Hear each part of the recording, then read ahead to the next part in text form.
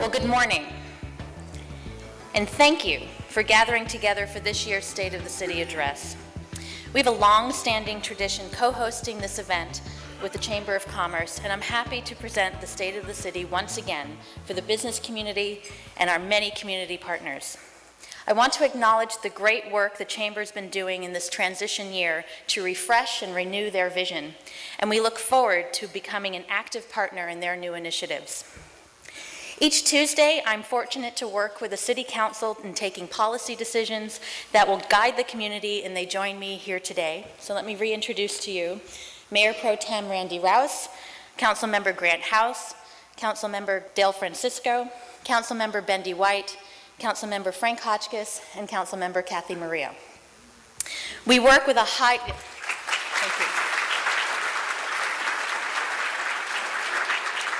We work with a high-caliber executive team, and it's also my honor to introduce them to you this morning. City Administrator Jim Armstrong, City Attorney Steve Wiley, Assistant City Administrator Marcela Lopez, Assistant City Administrator Paul Casey, Airport Director Karen Ramsdale, Police Chief Cam Sanchez, Parks and Recreation Director Nancy Rapp, Library Director Irene Macias, Public Works Director Christine Anderson, Finance Director Bob Samario, Waterfront Director Scott Reedman, and our new Fire Chief, Pat McElroy. So thank you for being here as well.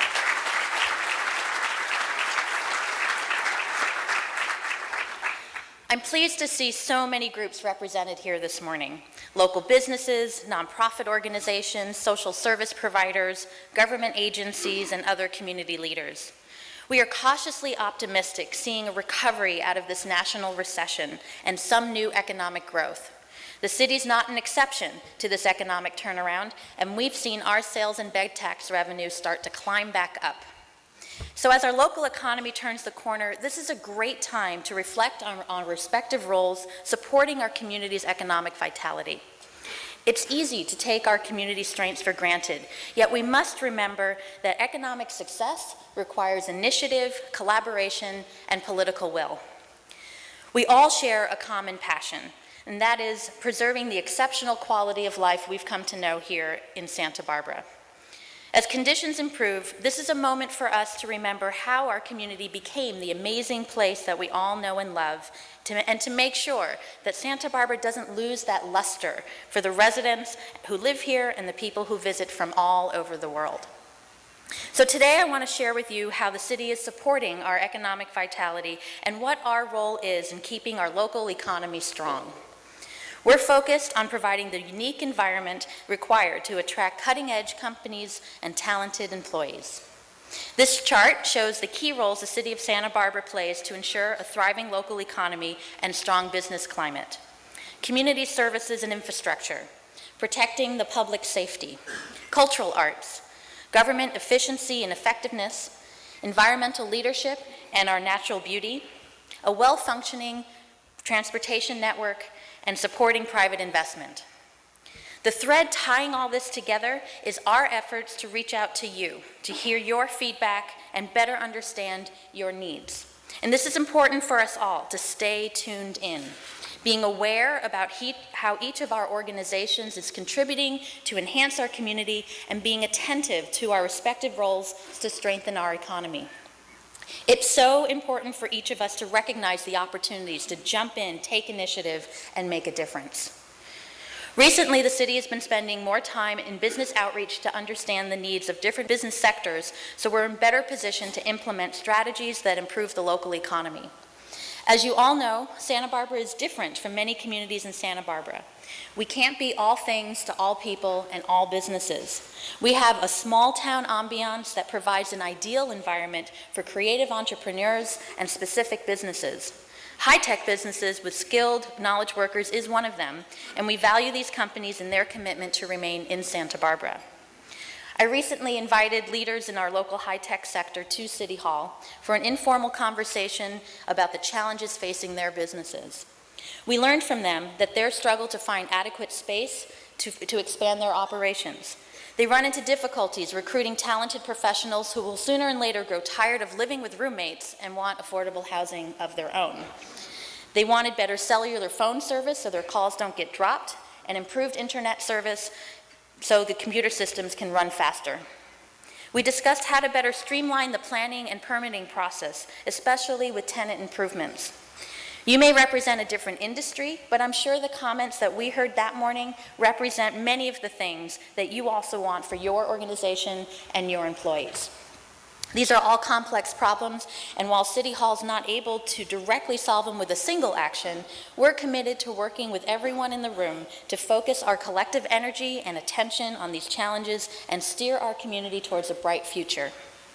One recent highlight that we've added is that we've added more staff in our community development department to help you more efficiently move through the plan check process. I want to recognize two significant groundswell efforts that really hit their stride in this past year. First, local entrepreneurs have spearheaded several popular initiatives to keep resources close at hand for anyone wanting to start a new business. When we met last year, the new Synergy Business Incubator project was about to open in the Vercal building on Calle Cesar Chavez. And 1 year later, the space is nearly full with 26 new businesses who are taking advantage of the low-cost, flexible workspace for entrepreneurs. And just a few weeks ago, Work Zones opened in Paseo Nuevo. This is a new drop-in space that provides all the essentials for the mobile professional. A conference room for meeting, a whiteboard, a cup of coffee, a quiet space to work alongside other entrepreneurs. Another sign of strong local interest in entrepreneurship, hundreds of young people coming together and recently participating in Startup Santa Barbara. This is an event where project ideas are hatched from small teams and pitched in a formal competition for prizes. These entrepreneurial resources are paving the way for a new wave of local businesses, and I applaud their efforts to connect people to the critical ingredients to grow a business in Santa Barbara. Next, the Funk Zone. Over the last decade of planning, we're starting to achieve the vision of this eclectic neighborhood. This area below the freeway between State and Garden Streets is busting out with quality arts and cultural offerings. It's here where you can begin the local urban wine trail, visit an art gallery, chat with local artisans, or attend a concert or fundraising event. And I want to congratulate the commitment and dedication of local artists, architects, small business and property owners who've taken an adaptive reuse approach and transformed old warehouse spaces and underutilized businesses into a new creative hub. And if you haven't checked out an event in this part of town yet, I encourage you to go out and have some fun. There's another success story nearby. The Santa Barbara Arts Commission and local arts community raised the needed funds we mentioned at last year's event to repaint the chromatic gate. Yes, it's very good. This iconic public art piece should soon regain its vibrant colors within the next month. Last year, I spoke at length about our cultural economy. The economic impact from the arts is significant, and the city continues to support a variety of arts organizations. In 2012, we provided over $650,000 in grants to local arts groups. Beyond community learning and enrichment, we see a significant return on this investment. According to a recent national survey from Americans for the Arts, cultural arts activities generate $124 million in direct spending within Santa Barbara County and support the equivalent of over 3,500 full-time jobs. The Cultural Arts District is adding a gem to its crown with the renovated Victoria Hall and moving the Ensemble Theater into the new Vic this fall. This 300-seat theater will complement our other incredible performing arts venues with the Arlington and Granada just steps away. Across the street from the new Vic, our construction crews were working where the former Vaughn's Market used to be. This site, called Ama de Pueblo, is a mixed-use project with 40 condos and a new public market for local food purveyors and artisans, and is expected to be completed in stages this summer and fall. Moving on to some of the pending hotel projects, I'm very excited that at last the El Encanto Hotel is now open. And now, yeah. I know Laura MacGyver is a little busy this week, so I know she couldn't make it this morning.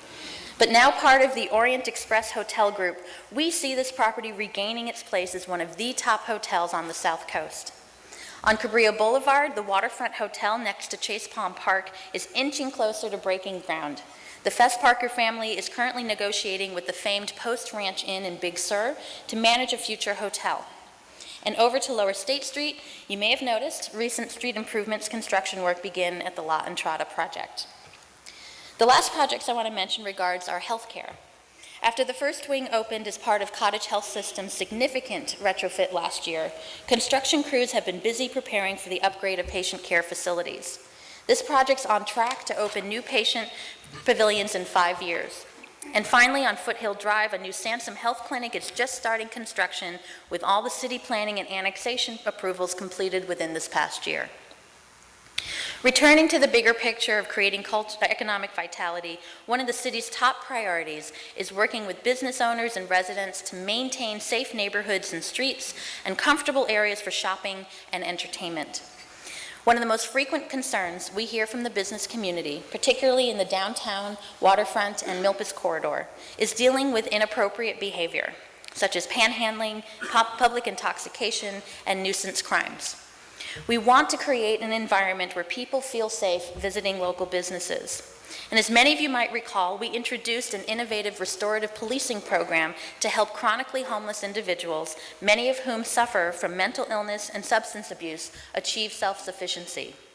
2 full-time sworn officers, 6 part-time community service liaisons, and 3 part-time restorative outreach specialists operate the program. And over the past year, these efforts have expanded to leverage the court system and incentivize homeless individuals to opt for a treatment program instead of jail. Part of our success is the collaborative work that occurs with many other governmental agencies and nonprofit stakeholders. And in our first video, you'll learn about our community's cutting-edge restorative court program.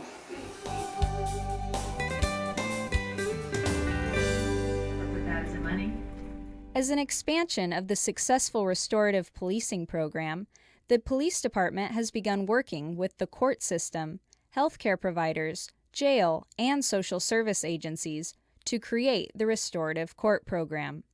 This program allows officers to develop customized recovery plans based on the needs of each individual, to encourage healthy lifestyles and keep people out of the cycle of homelessness. Typically what will happen is someone will be arrested for drunk and disorderly and will wake up in jail and decide that they're done with that and they want to change their life. And their attorney or Officer Hove will admit them into the restorative court, and then they are committed. They have to sign an agreement to stay with us. They have to sign an agreement that says they'll follow the case management plan, and the case management plan will be designed to deal with any substance abuse issues, mental health issues, and get them into stable housing. The program has helped many individuals gain control of their life once again. Were you part of restorative court? Yeah. And tell me about restorative court. You got to show up whenever they give you on Wednesday at 11. You have to show up and see the judge, and I had a public defender, and I was doing it once a week, and then it was every other week, and then it was like once a month. So it paid off. I got through it all. Do you think you're better with restorative court or worse with restorative court? It was good. It was a good thing? Yeah. And what's your... I haven't got any tickets since I've been sober, so... That's what it's all about. And before, you had a lot of police contact, right? Before? Well, because I was homeless and living in the park. In the park. So with restorative court and where you are now, is your quality of life is improved? It has, yeah. I don't miss drinking one bit. That's huge. Yeah. The nature of addiction is that when you have people that have been abusing substances for 30 years, they're probably not going to make it their first try. And all that we ask is that they keep working with us and that they keep trying. And we have a man in right now that's probably on his 4th try, but he still wants to do it and he is still willing to try, so we're willing to work with him. Without encouragement, support, and a personal desire to change, people will almost always fall back into their old patterns. If they fail to complete the program as it's described for them, we send them back to the Alpha Court. That means they had several months to do the right thing, and they choose at some point to go, you know what, this is not worth it to me. I'd rather just go spend 2 weeks in jail. Booking the homeless in jail impacts the current overcrowding of our jail system. We do have a lot of the same people coming in anecdotally about 80% of the people that we book here have been booked here before, or we have some sort of prior relationship with them. We actually release them pretty quickly. All misdemeanors we release on a citation to appear, which is like a ticket to go to court. So we don't really have the room in our jail to house very short-term, low-level offenders. That's because we don't have the jail space. In addition to prisons, businesses, and police services, emergency rooms and healthcare services are also heavily affected by this issue. In the last year, Cottage Hospital had 220 emergency room visits and 290 hospitalizations of homeless individuals, costing approximately $2 million. If you don't have a regular care provider and if you don't have regular resources to medications, then that'll cause a breakdown in preventive health and subsequently can cause disastrous situations which will lead to hospitalizations. The more services that can be delivered to the homeless in an efficient and cost-effective manner, the more time is freed up for better customer service to the entire community. But our ultimate goal is to reduce calls for service for our first responders, police, fire, paramedics. We want to reduce the amount of beds that are used at Cottage Hospital and out at County Jail. In doing so, there's a huge cost savings that the community will recognize. It's not an easy process, and it's not always timely. And simply because we're never in charge of when somebody makes the decision to change their lifestyle. But being omnipresent in the community, always being available when they are ready, is what's making our program really helpful. The results from these efforts have been significant. In the last year alone, 136 homeless individuals were placed in transitional housing or social services, and 32 individuals were reunited with their families or friends. During 2 pre-dawn mornings last January, over 600 volunteers countywide conducted the federally required point-in-time homeless count and interviewed willing homeless individuals into what is known as a vulnerability index. An analysis will be presented to the public this coming Monday at the Faulkner Gallery. What we've heard so far from the County Public Health Department that tells us that our efforts have resulted in an over 25% decrease in homeless deaths over the last 2 years. Restorative policing is one strategy that's delivering results, and a new model is now in place to coordinate similar efforts throughout Santa Barbara County. Known as the Central Coast Collaborative on Homelessness, or C3H for short, this collective impact model consists of a policy council of county supervisors, city mayors, and council members to direct cost-effective and efficient responses to homeless-related services. A coordination committee is also part of this collaborative, comprising of key county department heads, social service agencies, the sheriff's office, the police department, executive directors of the homeless shelters, nonprofit housing providers, and other local leaders to prioritize and implement solutions to reducing homelessness. The police department has also implemented several new initiatives to improve communication with local businesses and take quick action. First, we brought back the beat coordinators, who work with community members and business owners to resolve problems and to increase a uniformed presence on bike or on foot along key retail areas and in the west side and east side neighborhoods. A few months ago, the police department and downtown organization started a new block captain program on State Street. 12 business representatives now serve as block captains and report trends on a monthly basis.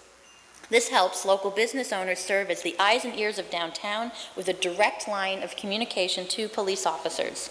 If you haven't had a chance to attend one of the popular Coffee with a Cop events yet, I highly encourage you to do so. You can visit with a police officer at a local coffee shop, join one of these conversations. The next event is planned for Wednesday at Santa Barbara Roasting Company.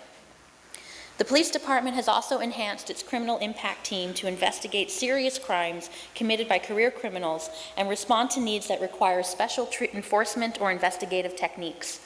This unit has been effective in dealing with parolees, burglars, and other high-risk offenders. And here's a chart of violent and property crimes. You can see that these crimes remain at a low level compared to a 20-year average. Property crime has only slightly increased. After years of working closely with government agencies, schools, and social service providers through the South Coast Task Force on Youth Gangs, I'm happy to report that the number of gang-related crimes is down. In 2012, social service providers assisted 120 youth through case management services. Of these numbers, 93% increased their school attendance record, 79% has reported a reduction in the use of drugs or alcohol, and 83% of eligible alternative education seniors have graduated high school. The police department's new school resources officers made a tremendous impact on campus crime.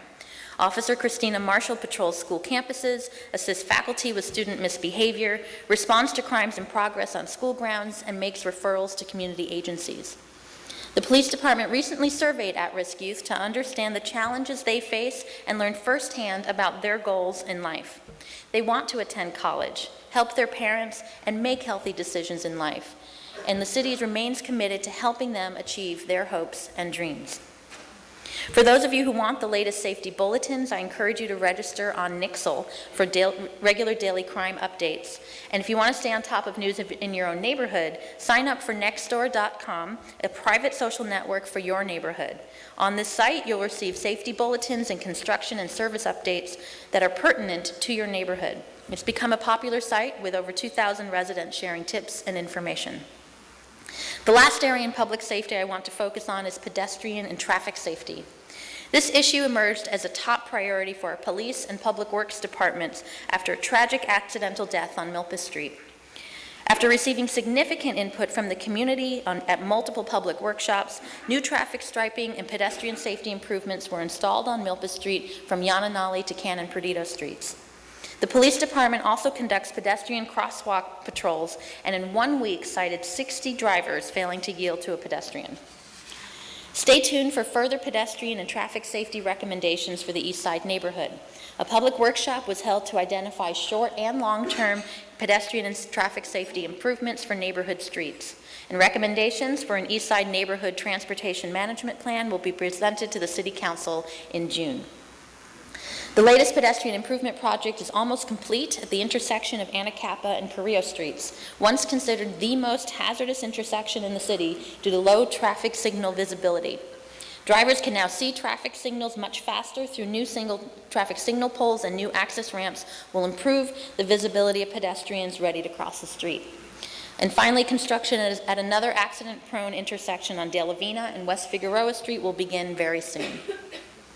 Maintaining our community streets, facilities, and infrastructure is probably the most visible role the city plays to meet the basic needs of both businesses and residents. We focused last year on the city's largest construction project at the Cater Water Treatment Plant that treats water from Santa Barbara, Montecito, and the Carpinteria Valley water districts. And work will wrap up in 1 more month. The water treatment plant is transitioning to the use of ozonation, which will provide customers with better tasting water and help the city comply with EPA rules. At the other end of the water system, so to speak, we continue to aggressively upgrade, repair, and replace the city's sewer main network, improving the reliability of the system and protecting the environment from spills. For over 4 decades, the Lower Mission Creek Flood Control Project has been in the planning stages with the goal of widening the creek channel to reduce flooding and potential property damage during major storm events. We are very excited to see actual construction after so much time, with the County Flood Control District work widening the channel using an incremental approach and starting with reconstructing the channel between Mason Street and the railroad tracks over the next 2 summers. These efforts are perfectly timed with the city's plans to replace several bridges along Lower Mission Creek to improve seismic safety. 2 bridges have been replaced so far, the Haley de la Vina Bridge and the Ortega Street Bridge. And these projects took top honors with the American Public Works Association for their complexity and design. The Chapala Bridge is next up for reconstruction and work slated to begin this spring. And next year, we'll move up the creek and turn our attention to the replacement of 3 more bridges. And even with this construction work in the pipeline, city engineers are already hard at work on the designs of another 4 bridges, with construction planned in the next few years. All of these bridge projects receive a majority of funding from federal highway bridge funds. And once completed, these bridges will meet modern seismic standards and provide more pedestrian amenities. Also along Mission Creek, we've made headway helping the endangered steelhead trout migrate upstream. This movement has been severely limited by miles of concrete-lined flood control channels. We've removed the upstream portion of the channel last year and are set to begin the final phase of construction to remove these concrete barriers on the downstream portion of the channel. and altogether over 5 miles of concrete channel will be removed to assist the steelhead trout's recovery. At the harbor, we continue to make progress on the replacement of the 30-year-old marina, and work is now underway at the L and M fingers of Marina 1. Each finger will receive new concrete docks, electrical systems, dock boxes, power centers, and fire water systems. Along the shore, we finished new projects to improve access to the beach. After significant bluff erosion at Shoreline Park, we replaced the sidewalk and added new fencing, lighting, landscaping, and turf. And further up the coast, the Mesa Lane steps were reconstructed with steel posts and stairs and concrete steps. And these projects were paid for with city funds and grants from the County Coastal Resource Enhancement Fund and the State Coastal Conservancy. One facility that will soon be getting more attention is the remodel of the Central Library. To meet 21st century demands and satisfy a growing number of library patrons, the Children's Library will be expanded with more space, computers, seating, and shelving for the families who visit each year. And a capital campaign is now underway to raise the $5 million needed to renovate this historic building.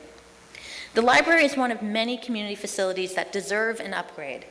5 years ago, just before the recession hit, a group of business leaders conducted a comprehensive study of Santa Barbara's infrastructure needs.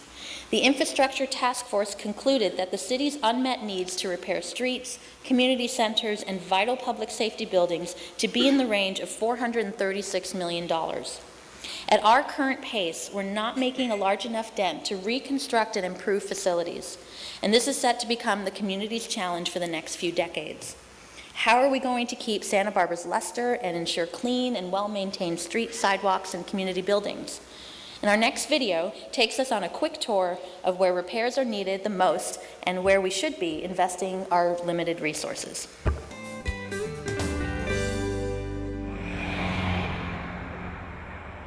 Infrastructure.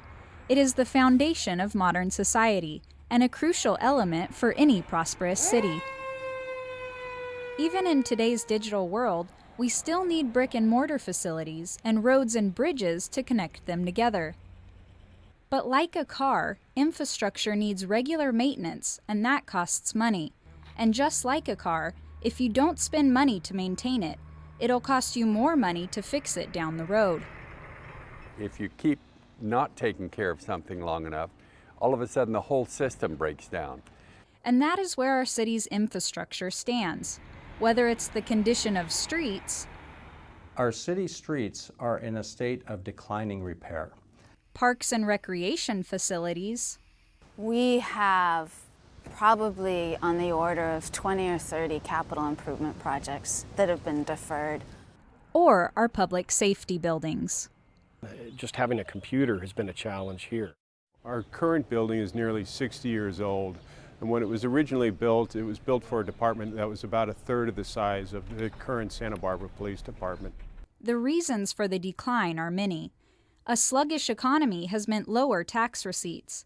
Since most of the materials for road repair are petroleum-based, higher oil prices have meant increased costs. Also, pavements have been deteriorating at a faster rate than the funding sources have been provided. And so the combination of the two factors means that we are losing ground on our pavement conditions.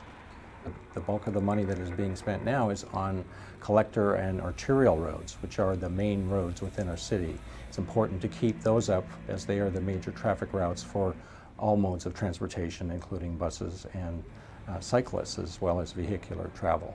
And so there is a decline in the residential road maintenance at this point in time. The city owns and operates out of many old structures, some of which are historic, and that also presents a number of challenges. Not only are the buildings aging and the infrastructure is aging, but building codes have changed, fire codes have changed, there's new accessibility laws. So in some cases, we've actually have to close facilities to public use because we can't meet those codes anymore. Our 911 center is in the basement of the building, and of course when the building was originally created there was no dispatch center. Our building predates the concept of a modern dispatch facility. So we had to shoehorn a dispatch center into the police facility that we have right now, and unfortunately that means they're in the basement of the facility. The building does not meet seismic standards. This station's been here since 1951. and really has had very, very minor upgrades since then. The fire service has really evolved and changed quite a bit since then, just the demographics with, no longer is it all male crews, and then that's the way the station is designed. Infrastructure funding also took a hit with the loss of the Redevelopment Agency. The RDA is well known for funding popular projects like the brick sidewalks on State Street, but it also provided capital for crucial infrastructure like the renovation of Fire Station 1, downtown parking structures, and the Carrillo Recreation Center. For now, city departments will continue to address the highest priority projects, and sometimes only with stopgap measures. With each year that passes, our infrastructure continues to degrade, and with it, standards that have taken generations to establish. Standards that residents and visitors alike have come to expect. Standards we all deserve. I liken it to having a critical operation being done where your doctor is a first-rate doctor, but he's operating on you in a second-rate, 50-year-old obsolete operating room. You probably wouldn't feel very good about that operation, even though your surgeon could be top-notch. Our city takes pride in our infrastructure and in everything that we do in Santa Barbara. And so Santa Barbara being a landmark destination, we deserve to have an infrastructure that meets those needs. We're also looking at how do we want to program it for the future. So when we're talking about infrastructure repairs, it's really for the next 30, 50, 70 years. It's not just tomorrow. Good management requires that you take care of things as they degrade. Use causes degrading, and you just have to pay for that. Well, on that note, I'm going to bring Jim Armstrong up here, their city administrator, who will give us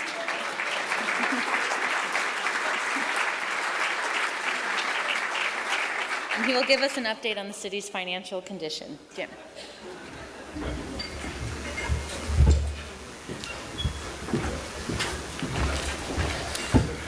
Thank you, Mayor Schneider, and good morning to everyone. Once again, it's my pleasure to give you a brief summary about how the city is doing financially and discuss a few of the challenges we're facing in the upcoming years. So first, some good news. Despite the terrible economy over the past 5 years, the city continues to be in good shape financially. In fact, over the past 4 years, we have run surpluses in our general fund each year. This has resulted in slowly replenishing our reserves. As you can see on the chart, at the end of fiscal year 2012, our general fund had $22.4 million in reserves, up from $17.6 million at the end of fiscal year 2008. Although this amount is still less than the City Council's goal of 25%, the trends are certainly positive. In addition to our general fund, all of our other major operations, such as the airport, our water utility, wastewater utility, waterfront and downtown parking, remain healthy. All of these functions have cash reserves in excess of 25% of their operating expenditures. We were able to maintain the city's financial strength during this period as a result of a number of steps taken early when the recession began. First, we recognized the problem early and quickly initiated a hiring freeze and reduced expenditures. As a result, we were able to reduce the size of the city's workforce by nearly 10%. This represents over $8 million a year in savings through these staff cuts. Secondly, we work with our various labor groups to enact a series of wage and benefit concessions. These included furloughs, increased contributions towards retirement, and the suspension of certain benefits. These concessions over a period of 4 years saved the city $13.4 million. Thirdly, we selectively reduced or eliminated services, and in some cases, privatized facilities in order to maintain funding for critical services such as police and fire. For example, our teen center is now operated by the Police Activities League. This action resulted in savings of $133,000 annually without any reduction in services to the youth of our community. We also turned the Las Positas Tennis Center over to the Ealing's Park Foundation. Not only did this action save $11,000 annually, but much more importantly, Ealing's Park has agreed to spearhead a private fundraising effort to raise over $1 million to rehabilitate the entire facility. It's important to stress that even with these many actions to streamline operations, privatize facilities, and become more efficient, that there has been an impact on services to the community. Many of our parks and median islands need maintenance and look a little ragged. Cuts to office staffing have resulted in delayed responses to service requests, cuts to responses for plan check services, and support for the development community. And many maintenance and capital improvement projects have been delayed. But overall, I'm proud of the way our city organization and our employees have pulled together to get us through these difficult times. City staff is now in the process of putting together a 2-year financial plan for the fiscal year that begins July the 1st. With sales and hotel tax revenues recovering, I'm confident we'll be able to present the City Council a balanced budget next month. However, it will be primarily what we call a status quo budget, with little restoration of services or funding. Until the economy fully recovers, we're being very conservative on estimating revenues and paying close attention to controlling expenses. Now I'd like to talk briefly about 2 challenges we face over the next few years. The first issue is the cost of employee pensions and the impact of the new state pension reform law on the city. All of our city employees are members of the state retirement system that's called PERS. Our employees are enrolled in a defined benefit program. And what this means is the benefit our employees receive when they retire is a fixed amount based upon their age and years of service. As a part of our 3 plans, police and firefighters are able to retire earlier, and as a result, the cost of their benefits is much higher. The rates that the city pays for PERS are on the charts in front of you. For police officers, the city contributes 44 cents to PERS for every $1 of salary we pay those employees. The police officers themselves contribute a little over 2 cents. For firefighters, the city pays 42 cents. With firefighters contributing 3%. And for all of our other employees, the city contributes 23%, with these general employees paying 8%. In terms of the city's finances, we expect these pension costs to continue to increase over the next few years. And to ensure that this increase does not impact service levels or the city's overall finances, we will be asking all of our employees to pay a greater share of the total cost. This is the goal of the new state pension law, and it's a strategy that cities throughout California have already implemented. As you saw in the chart, these benefits are very expensive, and I believe it's appropriate that the employees who receive these benefits accept a greater responsibility for the expense. We've already been successful with some of our labor unions in securing their agreement to pay more towards their pensions, and I'm hopeful we can continue with this approach and avoid labor turmoil over the issue. On the positive side, last fall, the state legislature enacted a new pension program for all public employees in the state. This covers all state and local government employees hired after December 31st, 2012. The new state plan substantially reduces the pension benefits of all categories of employees. It also requires that all participants pay a significant share towards their own retirement. This was a major achievement by the state and will result in billions of dollars of savings over the next 30 to 50 years. Of course, this assumes that the state legislature will have the discipline to avoid rolling back these reforms over time as the economy improves. Because these state reforms only apply to new employees, there will be little short-term savings for either the state or our city. And these savings instead will begin to occur probably in the 5 to 10-year horizon. Now I'd like to talk some more about the city's infrastructure. As noted in the video you just saw, we're facing a daunting challenge in maintaining the city's infrastructure. While I'm proud of the improvements that we've made to our water system, to our sewer system, at the harbor, at the airport, and with our many bridge projects, we continue to have a huge unfunded liability. I want to stress that this is not a problem that's unique to Santa Barbara. It's a national problem and it's a state problem. In fact, I think we've probably done a better job than most communities in addressing the issue, but it's clearly not enough. Many of our streets are in need of reconstruction and at a minimum, an asphalt overlay. Many of our beautiful parks need extensive rehabilitation. Especially distressing to me is the condition of many park restrooms, which are used daily by families and visitors. We desperately need a new police station. And as you saw, many of our fire stations are at least 50 years old. Compounding this situation is the premature loss of our redevelopment agency, which was the major funding mechanism for all of our beautiful downtown improvements. This action by the state legislature alone cost the community $45 million in monies that have already been programmed for capital improvements. I have recommended to the City Council that they consider placing a ballot measure on a future election to raise revenues to begin to address this issue. I know the idea of higher taxes is not popular, and an easier course for me personally would be to ignore the issue, leaving it to a future city administrator or a future city council. However, I believe the role of the city's professional staff is to look to the future and be honest and realistic about the challenges we face.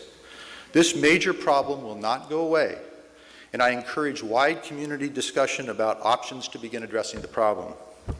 Before I turn the podium back over to Mayor Schneider, I want to again reiterate that our city remains strong financially. I'm proud of the way we've navigated over the past few years, and I'm really feeling good about the future. We are living within our means, and city government is a much more efficient operation due to the many changes we've made. I look forward to working with many of the people in this room to address our serious infrastructure needs so we can continue to keep Santa Barbara a beautiful place, an attractive place for business and for pleasure. So now I'll turn it back over to the Mayor.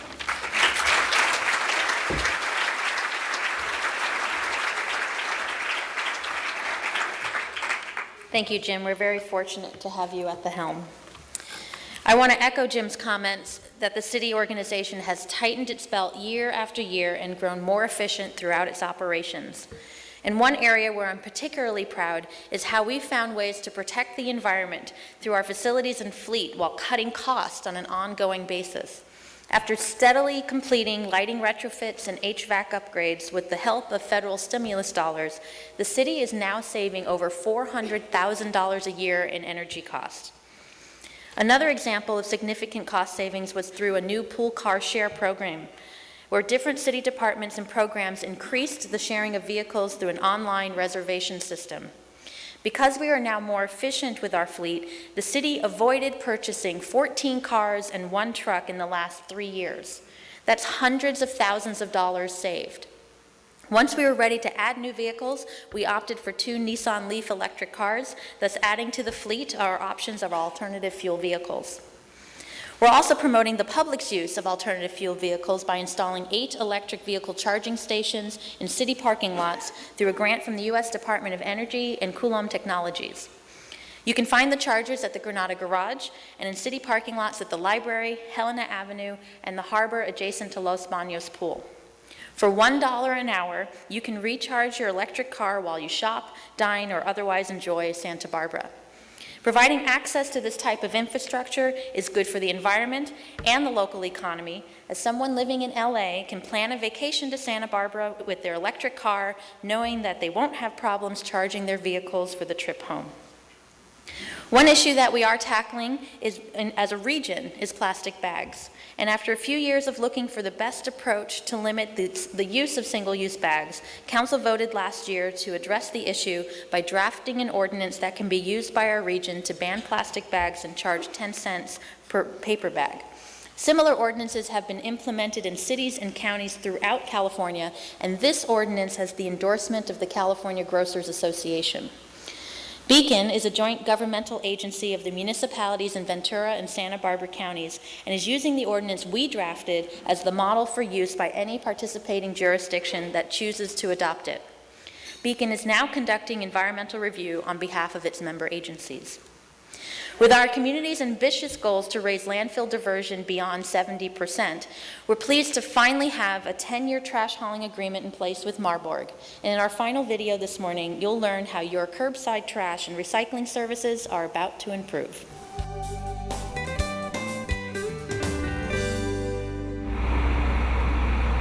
At our current disposal rates, the permitted space left in the Tehiguis landfill will run out in 2026. So the city and other local agencies are taking steps to extend the life of Tehiguis. One way the city is addressing the landfill issue and improving services to the community is through the recently awarded contract for trash and recycling collection with Marburg Industries. For about the last year and a half, the city and Marburg have negotiated together to develop a new 10-year garbage contract for the whole city. It'll combine both of the old zones into one citywide contract now. We negotiated a good package. It's fair to Marburg, fair to the city, provides great services. The city had the contract audited by a third-party consultant and believes the new contract is good for everyone. For Marburg, this new contract will help them continue to provide its customers with the best possible service at the lowest possible price. The contract introduces a series of new services to not only businesses and large trash generators, but single-family residents and multi-unit residents as well. The contract really brings us up to a modern-day contract. You know, for the residential sector, for both single-family residences as well as multi-unit, we have a lot of new expanded services. Everybody gets twice a year bulky item collection, so for all those hard to handle things like appliances and extra trash, they can call into Marburg twice a year and have that picked up. We have unlimited white good collection, which are things like washers, dryers, water heaters, and all those things that are hard to handle. Everybody gets expanded recycling. Everybody gets expanded green waste service at no additional charge. Everybody gets cell phone and battery collection on a weekly basis. And everybody will get a mail-in Sharps program. For example, diabetics and folks who use hypodermic needles at home and generate those, they can now call Marburg, get a container, put those needles in, and they'll be shipped off in the mail and disposed of properly. Other services for residential customers include collection of extra trash and recycling for 2 weeks after Christmas at no additional charge, collection of up to 6 extra bags of green waste, and each year our air quality will also benefit because Marburg is replacing diesel trucks with compressed natural gas vehicles. To meet state recycling mandates, the new contract also requires Marburg to work directly with multi-unit residential properties and businesses to increase diversion. Well, to increase the business recycling, we really have 2 avenues that we're going on at the same time. And the first is providing a rate incentive for all the businesses to recycle. So currently in the new contract, all of the diversion services are going to be half the cost of trash. And so that includes green waste service, commingled recycling, and the food waste services. So every business in Santa Barbara has the ability to lower their bill by recycling more. And Marburg is also going to be working with each customer individually in order to show them those values and those benefits. Even after taking out all recycling, green waste, and commercial food scraps, the remaining trash still goes to the Tahiguis landfill. To try and further reduce the amount that ultimately gets buried in the landfill, a cooperative effort is currently being evaluated, called the Resource Recovery Project. The Resource Recovery Project will further sort the trash that's currently buried at the landfill. It'll pull out the recyclables that still remain in the trash, as well as pull out the organic fraction, the food scraps, anything that can be composted. That compost process would start with anaerobic digestion so we could collect the energy prior to further composting the material. The project will reduce the amount we landfill by hopefully 60%. Both Marburg and the city trash and recycling staff are looking to help individuals find more and more opportunities to recycle and save the diminishing space in the landfill. There is a lot of change under the new contract. There are new services, there are new rates. For customers who want to know more about what the impact of their overall bill is or how they can take advantage of these new services, they have 2 options. The first is to call Marburg directly, and that's 963-1852. They can also contact the city at 564-5631 or go on our website, www.sbrecycles.org, for more information. So as you can see, we're exploring cutting-edge technologies to forward our environmental goals, and stay tuned this summer where we're set to release our next achievement report highlighting our most recent environmental protection efforts. The last segment of economic vitality I want to cover relates to providing the community with an efficient transportation network of streets, highways, public transit, and air service, contributing directly to the efficient movement of people and goods. One of the most frequent requests we hear from local businesses is improving air service to nearby destinations, and I want you to know that this is a top priority for our airport staff to establish new air services routes in Santa Barbara.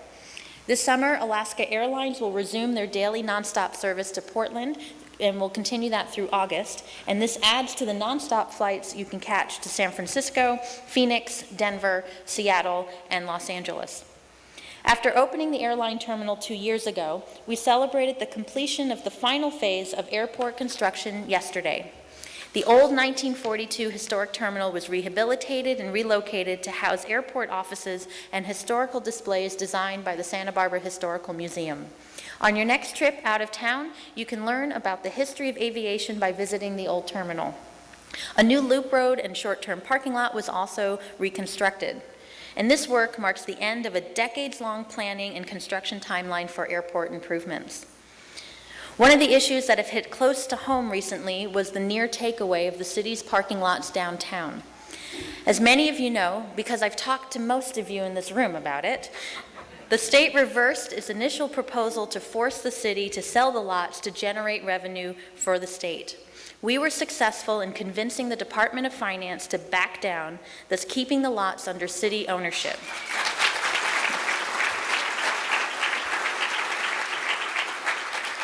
So thank you to the coalition of businesses, the chamber, the downtown organization, and our local state legislators who pulled together to make our voices heard in Sacramento. We know quite well that our downtown parking lots are a vital component for people to head downtown for shopping, restaurants, and art galleries. The last transportation area is our freeway improvements.